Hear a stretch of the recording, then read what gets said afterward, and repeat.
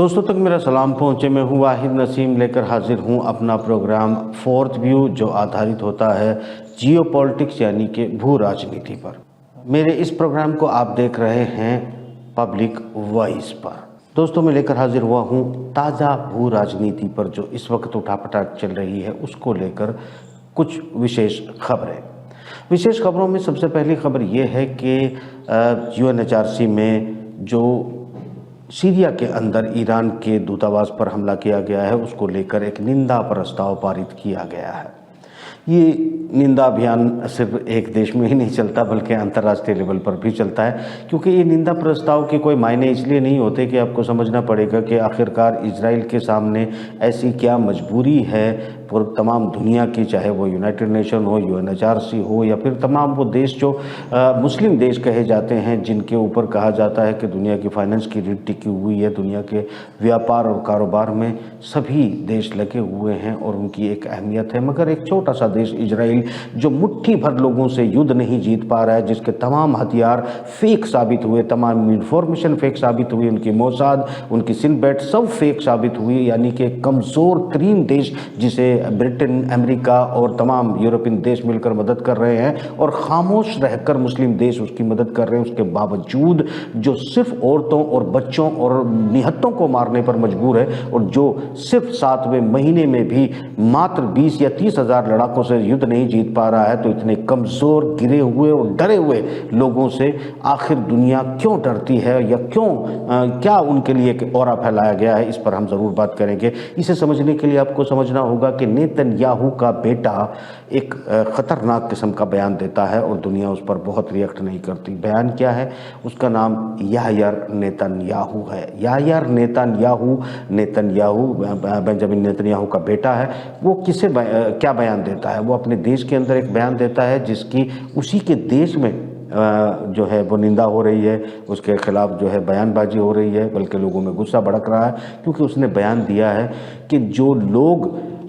Netanyahu के दरवाजे पर प्रदर्शन कर रहे हैं, जो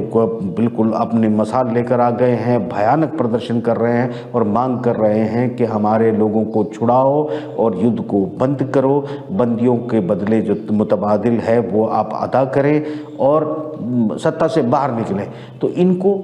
बेंजामिन नेतन्याहू का बेटा यायर नेतन्याहू कहता है कि तुम नाजी हो, तुम नाजी हो। नाजी कौन है दोस्तों? नाजी यानी कि आजकल आप जो समझते हैं कि जो हिटलर था, वो हिटलर ने जिस तरीके का व्यवहार यहूदियों के साथ किया था, वो उससे भी बदतरीन व्यवहार गाज़ा के लोगों के साथ करने वाला, जहां पर सिर्फ मासूमों, बच्चों को ही नहीं बल्कि जो अंतर्राष्ट्रीय संस्थान जो इजराइल के मित्र राष्ट्र हैं, इसमें ऑस्ट्रेलिया और कई यूरोपियन देश शामिल हैं, जिनके लोग वहाँ पर जो है यूनाइटेड नेशन की तरफ से जो हेल्थ ऑर्गेनाइजेशन चला रहे थे, खाने का प्रोग्राम चला रहे थे, उनको इरादतन मारता है। और मारने के बावजूद, यानी कि हिटलर कम से कम ऐसे लोगों को नहीं मारता था जो हेल्थ वर्कर हों, जो पत्रकार हों, वो कम से कम उसका एक टारगेट था। मगर ये तमाम उन लोगों को जो मानवता की बात करते हैं, उनको मारने वाला ये देश, इस देश के जो शासक हैं वो लोग उनको नाजी बता रहे हैं। जो बचाने की बात करते हैं, जो मासूमों का साथ देने की बात करते हैं, जो इंसाफ की बात करते हैं, यानी यहूदी जो है,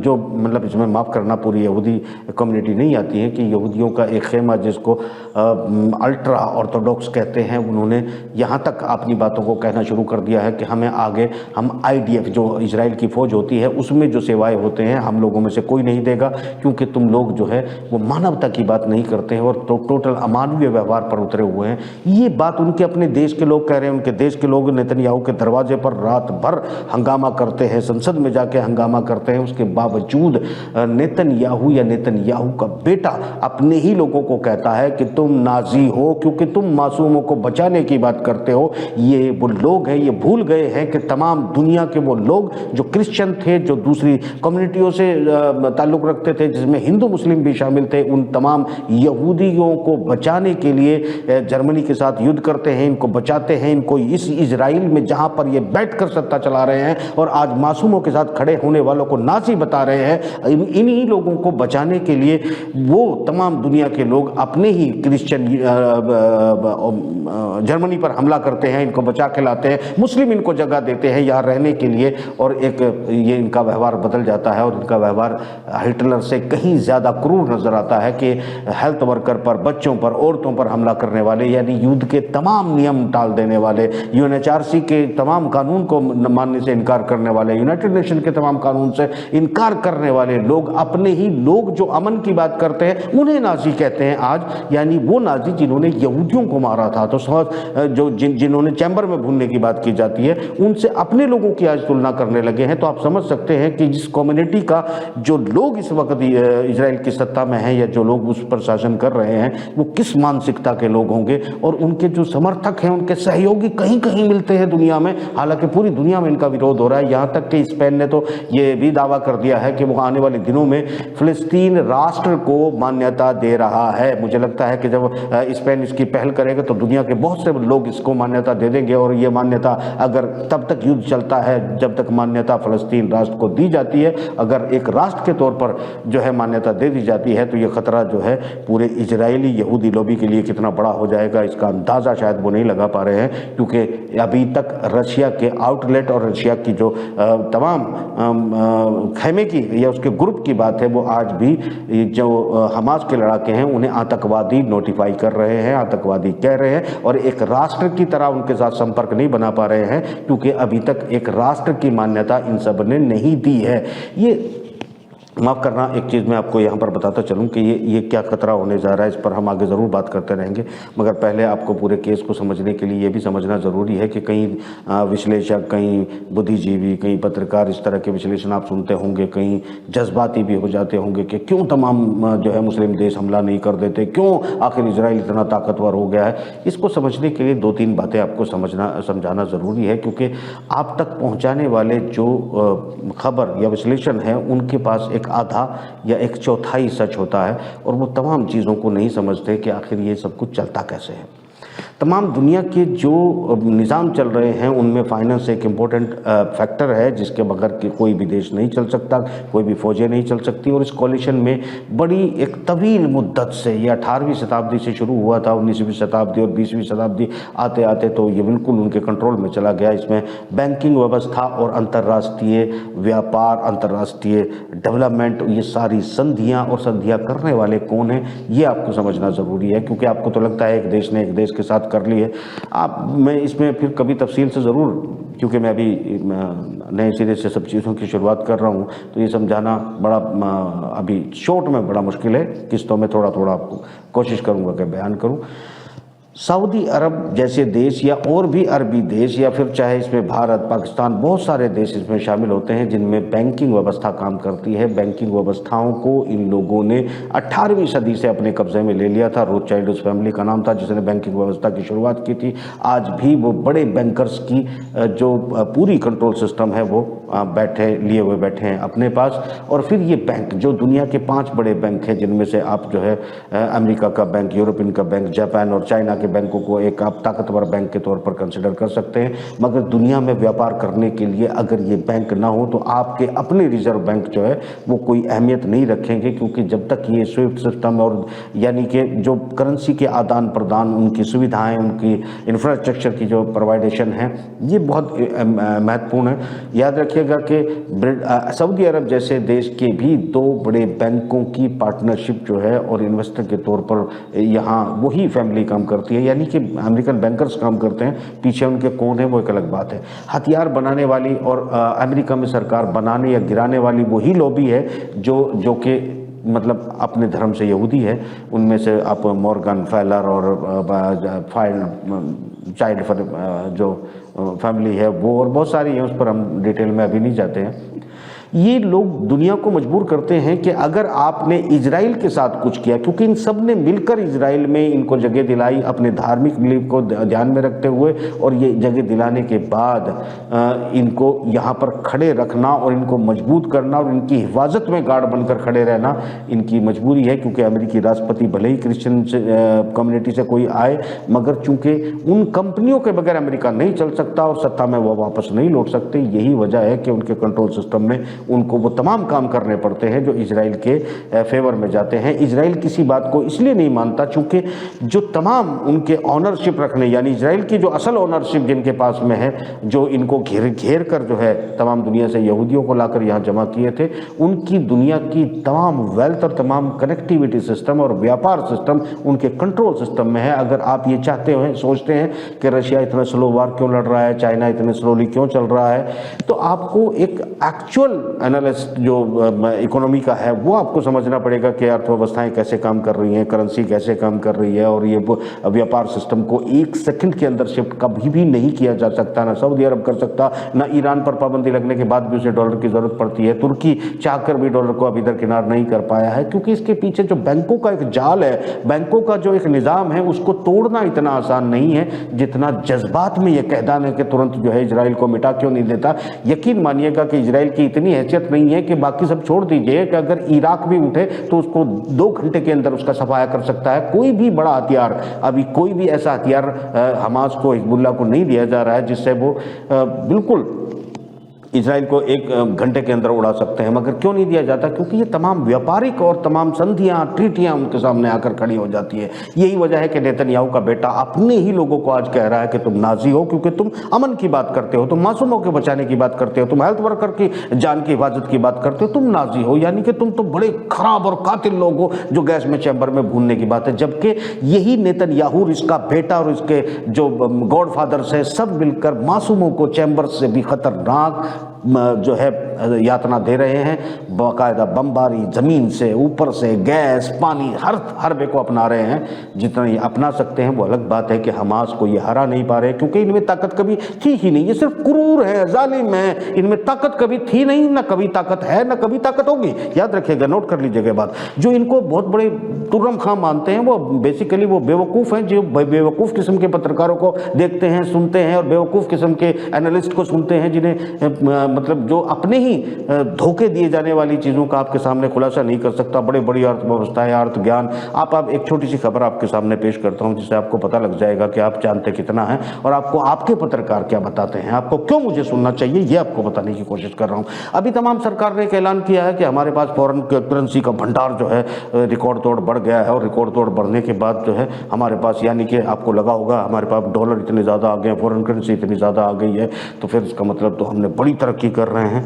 ये आधा सच आपको बोलते हैं, पूरा सच बोलने की क्षमता ही नहीं है, कैलकुलेशन की क्षमता ही नहीं है। मतलब आपको समझाने की वो तब कोशिश करेंगे ना कि वो अगर खुद समझते होंगे। मगर एक चीज़ आपको बताना चाहता हूँ, इसीलिए कभी इस्टेब्लिशमेंट को ऐसे एनालिस्ट से, ऐसी सूचना देने वालों से कोई खतरा नहीं होता, क्योंकि वो हकीकत के पीछे की हकीकत नहीं जानते। तो इसके लिए उनको क्या लगता है कि ठीक है, कुछ लोगों को ये गुमराह कर रहे हैं, खुद भी गुमराह हैं, तो इनको क्या फ़र्क पड़ता है, करने दीजिएगा काम। ये सिचुएशन जो है तमाम दुनिया में चलती है। यही इजराइलियों के औरे को डेवलप करने के लिए की गई है। मैं आपको बताता हूं कि आपके जो ये सच है, आपके पास फॉरेन करेंसी बढ़ गई है, तो आपको ये बताना चाहता हूं कि असल बढ़ा क्या है। अगर आपके पास फॉरेन करेंसी बढ़ रही है तो आपके यहाँ सोना इतना महंगा नहीं होना चाहिए था, 70,000 को टच कर रहा है। आपका डॉलर लगातार महंगा होता जा रहा है, आपके रुपए की जो कीमत है लगातार वो क्यों गिरती जा रही है। इसका सवाल जवाब करने का किसी के पास न वक्त है, न समझ है, न अकल है। मगर उसके बावजूद ये लोग आपको बड़े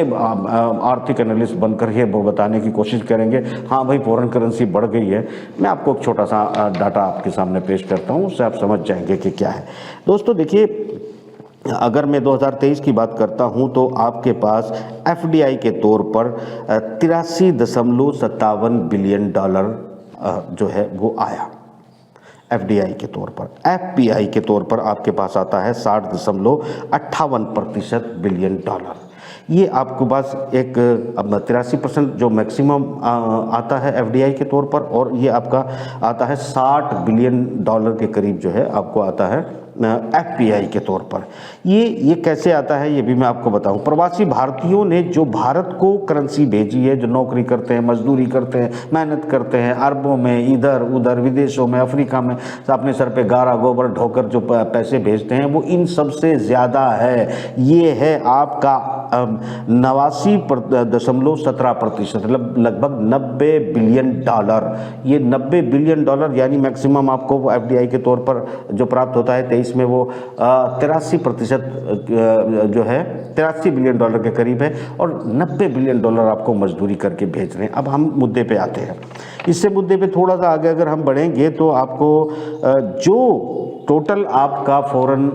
जो रिकवरी बढ़ी है, आपकी फॉरेन करेंसी जो आपकी बढ़ोतरी हुई है, वो 10% है। यानी कि पिछले साल के मुकाबले 2022 के मुकाबले 2023 में 10% आपकी फॉरेन करेंसी का रिजर्व जो है वो बढ़ा है। ये आंकड़ा आपको बड़ा अच्छा लगेगा कि ये आपको बढ़ा है। अब आपको बताते हैं कि आपका जो व्यापार घाटा है वो कितना बढ़ा है, ये आपको समझना पड़ेगा। यानी आपके पास जो आए हैं पैसे, वो आपने बता दिया कि आपके पास ये पैसे डॉलर जो है बढ़ के आए हैं, हमारे पास ज़्यादा करेंसी आ गई है। उसके बाद आप ये नहीं बता रहे हैं कि आपका व्यापार घाटा कितना बढ़ा है। आपका व्यापार घाटा जो है वो बढ़ा है 189 यानी 190 बिलियन डॉलर का आपके पास व्यापार घाटा है। 190 बिलियन डॉलर आपके पास व्यापार घाटा है, जिसे आप पूरा कर रहे हैं। 90 बिलियन डॉलर जो है, जो आपके पास फॉरेन रेमिटेंस जो आपके प्रवासी भेजते हैं, जो आपने यहाँ से एक्सपोर्ट करके, एक्सपोर्ट आप क्या समझ रहे हैं, आपने क्या एक्सपोर्ट कर दिया है। जो विदेशी कंपनियां, जो चाइना से आप जो है सर्किट लेके आते हैं पूरी की पूरी, जो अब सिर्फ असेंबलिंग यहाँ करते हैं, उन कंपनियों के जो उनसे जो एक्सपोर्ट आप कर रहे हैं, यानी उसका जो मैक्सिमम फायदा है फिर भी विदेशों को जा रहा है, उससे भी जो दूसरे छोटे देशों को आप एक्सपोर्ट करके थोड़ा बहुत कमाते हैं, वो पैसा भी आपके जो व्यापार घाटे हैं उसको पूरे करने के लिए तैयार नहीं है। और आपका व्यापार घाटा बढ़ा है 15%, यानी फॉरेन रेमिटेंस आपका जो है रिकवरी बढ़ी है 10% और आपका व्यापार घाटा बढ़ा है 15%। तो ये 15% की जो बढ़ोतरी हुई है, यही वजह है कि आपकी करेंसी जो है डीवैल्यू होती चली जा रही है। और अगर इसी तरह आप जो है आपके कर्जे बढ़ते चले जाएंगे, आपका इंपोर्ट बढ़ता चला जाएगा, आपका फॉरेन करेंसी जो आपको पे करनी है वो बढ़ती चली जाएगी। आप ये तो बता देंगे कि हमारे पास पिछले साल से ज़्यादा इस साल में जो है फॉरेन करेंसी आई है, आपने दी कितनी है और देनी कितनी है, ये नहीं बताएंगे। यही एनालिस्ट आपके साथ धोखा करते हैं, यही पत्रकार आपके साथ धोखा करते हैं, आपको सही नहीं समझाते और आप भी समझना नहीं चाहते। तो खैर वो आपकी मर्जी और आपके पत्रकारों की मर्जी है। मैं जो हक है, जो सच है, वो बोलता हूँ, चाहे वो किसी भी कम्युनिटी, किसी भी धर्म, किसी भी देश के खिलाफ जाता हो, इसकी मैं बिल्कुल परवाह नहीं करता हूँ। अगले देखिए, मैं आपको ये इसलिए समझाने की कोशिश की है इस प्रोग्राम में, सिर्फ ये बताने की कोशिश कर रहा हूँ कि अगर तमाम दुनिया के वो देश जिनमें बहुत ताकत है, वो उसके बावजूद भी अगर इजराइल पर हमला नहीं करते, तो उसका कारण इजराइल नहीं है, इजराइल की ताकत नहीं है, इजराइल की अकल नहीं है, बल्कि इजराइल के पीछे बैठे हुए वो लोग हैं जो बैंक, हथियार, तेल और तमाम दुनिया में अपने अपने राजनीतिक हितों के लिए अपने अपने राष्ट्रपति, प्रधानमंत्री प्लांट करते हैं, उनकी पार्टियों को फंडिंग करते हैं, उनको हेल्प करते हैं, उनके एस्टेब्लिशमेंट में घुस जाते हैं। ये तमाम काम करके अपने कब्जे में रखने वाले वो लोग हैं जो इन देशों को हमला नहीं करने देते और इनको अपने जो उन्हें वो एक्ट करना चाहते हैं, अगर वो खुल के सामने भी आना चाहते हैं तो एक नस दबा दी जाती है। वो कहते हैं ठीक है, हम तुम्हारा ये काम बंद कर देंगे तो आप कोलैप्स कर जाएंगे, आपका ये काम कर देंगे तो आपकी जनता उठा के बाहर फेंक देगी, अगर हम ये आपका बंद कर देंगे तो आपके देश में रेवोल्यूशन हो जाएगा, आपको सत्ता से उखाड़ फेंकेंगे। तो ये तमाम मजबूरियों को आपको मैं किस्तों में समझाने की कोशिश करूंगा। ये मजबूरियां होती हैं, यानी अगर आप तकनीक, ताकत और अकल बुद्धि के दम पर अगर ये समझते हैं कि इजराइल कुछ है, तो वो कुछ भी नहीं है। हिंदुस्तान के एक मोहल्ले की जो लोग हैं वो इकट्ठे करके इजराइल को 7 समुंदर पार फेंक सकते हैं, उसकी औकात इतनी भी नहीं है, क्योंकि हाथ पैर बांधकर, चारों तरफ से सबको बांधकर और सिर्फ मासूमों को मारने पर मजबूर होने वाला ये देश और इसके शासक, उसका बेटा अपने ही लोगों को अगर नाज़ी बताता है मानवता की बात करने में, तो दुनिया किस तरफ जा रही है ये आपको सोचना चाहिए। और ऐसे लोगों को किस तरीके से दुनिया को निपटना चाहिए ये भी सोचना चाहिए, और अपनी अपनी सरकारों को किस तरह से सहयोग करना चाहिए इस पर भी सोचना चाहिए। तो खैर, आगे की खबरें हम आपको ज़रूर बताते रहेंगे। इस प्रोग्राम में इतना ही, काफ़ी लंबा हो गया है, इजाज़त दीजिए। खुदा हाफिज़।